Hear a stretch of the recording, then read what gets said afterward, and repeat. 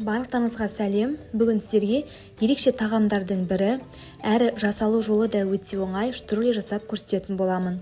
Салмасына ет пен фарш қажет болады. Мендегі фарш алдын ала өткізіліп алған, сондықтан тек пиязды ғана ұсақтап тураймын. Пиязды блендерден өткізіп алсаңыздар да болады. Дәміне қарай тұз, бұрыш саламыз. Фарш тұздалғандықтан бұрыш қана қостым. Жақсылап араластырамыз. Міне бізде салмамыз дайын. Енді қамырымызды илейміз. Ол үшін жұмыртқа, тұз қажет. Тұзды ерігенше араластырамыз. Кейін суымызды құямыз. Ұнымызды аз-аздан салып, жақсылап тестімізді илеп аламыз.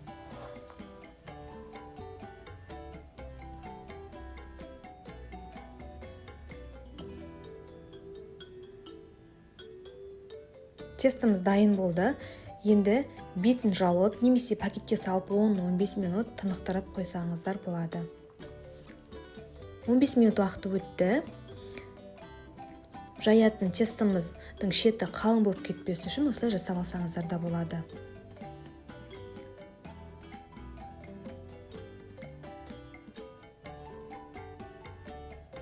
Менің каналыма тіркеліп кетуді ұмытпаңыздар. Комментарий жазып, лайк басып кетіңіздер.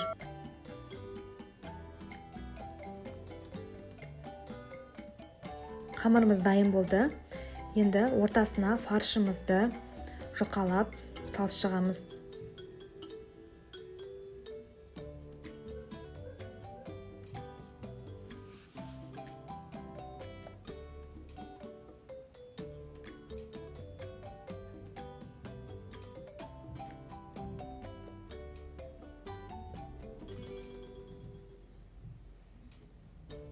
Фаршымыздың барлығын салдық. Енді шетінен бастап рулетик сияқты осылай жасап ораймыз.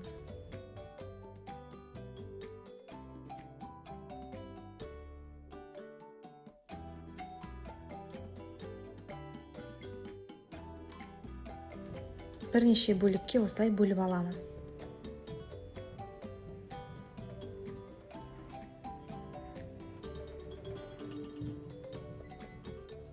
Штрули дайын болды.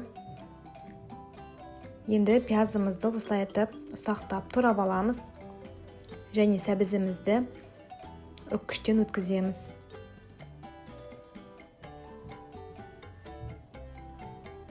Тавамыздың астын қыздырып, сұйық май құямыз. Ең алдымен пиязымызды қызарғанша қуырамыз.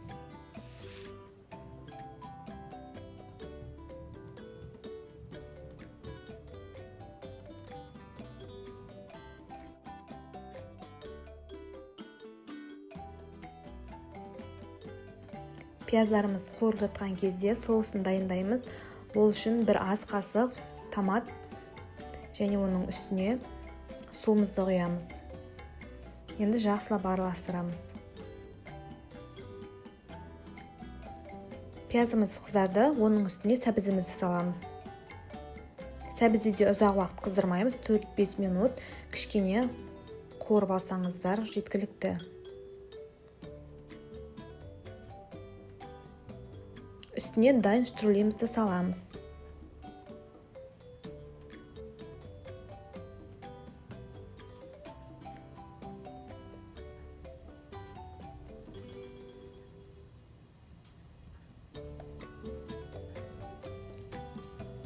Соусымызды құямыз.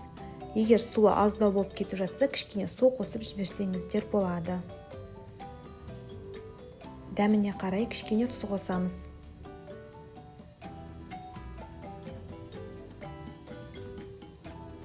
Қайнағаннан кейін бетін жауып, баяу отта 30 минут пісіріп аласыздар. Штрулеміз дайын болды, иісі өте керемет. Сіздер де жасап көруге кеңес беремін. Кешкі асқа өте тойымды әрі тез жасалатын тағамдардың бірі. Сіз де жасап көріңіз.